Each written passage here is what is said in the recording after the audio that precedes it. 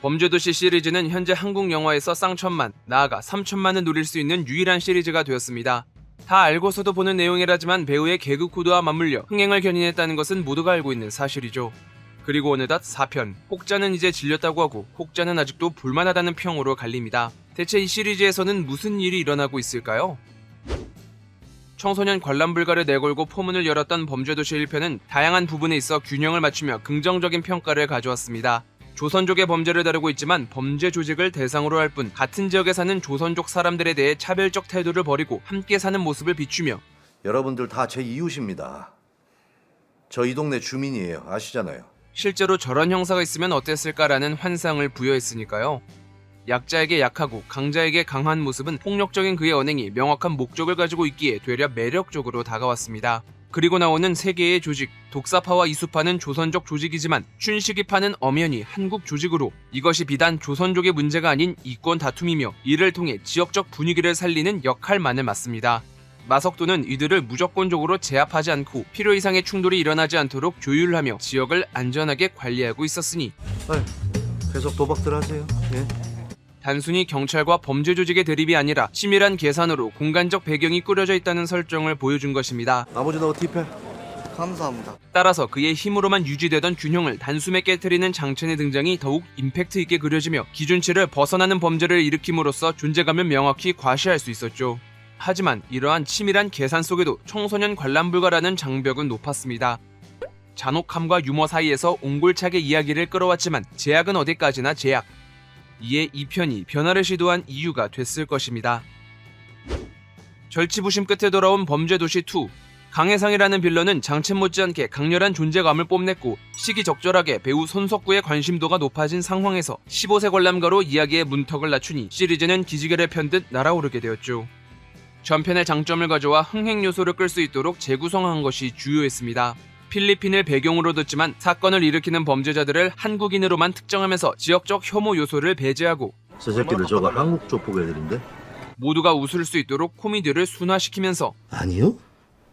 형은 다 알 수가 있는데. 시리즈 처음으로 1000만 관객을 돌파합니다. 다만 이 역시 본래 계획한 설정에 비해 아쉬운 완성도로 마무리될 수밖에 없었는데 코로나 바이러스로 인해 해외 촬영이 취소되며 일정 분량 수정이 들어갔고 그 결과 강혜상이라는 캐릭터에 자기적인 전개가 부여될 수밖에 없었거든요. 돈을 받아내기 위해서라지만 갑작스러운 한국행을 기점으로 돌발적인 행동이 많아졌기에 해외에서 활동하던 이유가 희석되면서 배우의 힘으로만 밀고 가게 됐으니까요. 그래도 화제성은 확실했기에 큰 그림을 염두할 수 있었고 같은 시기 시리즈의 8부작 제작화가 공개되면서 장기적인 목표를 세웠음이 알려집니다. 제작도 박차를 가해 3편과 4편의 촬영이 곧바로 이어졌고요. 범죄도시 3편은 이 2편의 흥행 공식에 덧붙여 변화를 주기 위해 금천서에서 광수대로 옮기며 마석도만을 제외한 주변 인물들을 쇄신했고 두 개의 세력을 가져와 복합적인 상황을 만들면서 새로운 이야기를 어필했습니다. 여기에 더 많은 유머 요소를 강조하면서 이 정도면 뭐 엔진도 깨끗하고 3천 받아야지. 3천원만 줘요. 초롱이라는 걸출한 캐릭터를 남겼으니 또다시 1000만 관객의 돌파. 그러나 이는 그리 개운치 않는 부분이 남았는데요.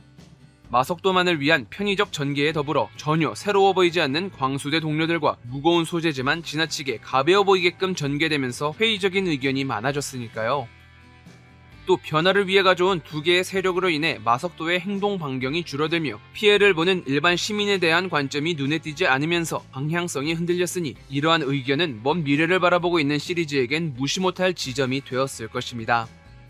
하지만 4편의 촬영은 이미 끝나 있었고 수용할 수 있는 한계가 명확했기에 4편은 한 번 더 꼬는 장면을 연출하는 시도를 보여줍니다. 비록 이야기의 커다란 틀이 변하지 않고 마석도의 주목으로 귀결된다는 플롯이 정해져 있어 그 시도가 크게 눈에 띄지 않았지만요. 아마 지금 영화를 보신 분들의 호불호가 갈리는 지점이 바로 이 때문이겠죠? 단지 무력으로만 위기에 처하는 것이 아닌 물론 그 위기마저도 위기로 안 보였지만 상대하는 사람과 액션씬의 형태만 일부 바뀌었지 달라진 걸 느낄 수 없었으니 이제는 전혀 다른 형태의 빌런을 통해 맥락 자체에 대한 변화가 필요한 때이지 않나 생각됩니다. 조커가 배트맨보다 싸움을 잘해서 매력적인 빌런으로 그려진 게 아니듯이요.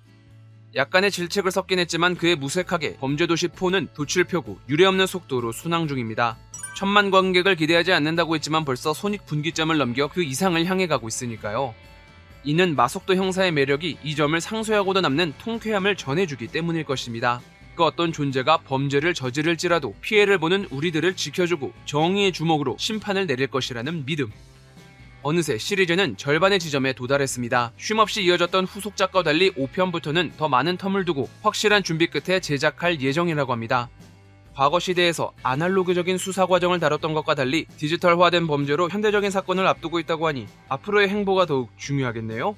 확장되는 세계관을 좋아하는 저의 개인적인 성향에 덧붙여 많은 관객의 선택을 받는 매력적인 캐릭터가 자리를 버티고 있기에 4편의 평을 통해 달라질 범죄도시 시리즈를 기대하면서 영상을 마치겠습니다. 그때까지 고생해야 하는 마석도의 삶을 응원하는 마음과 함께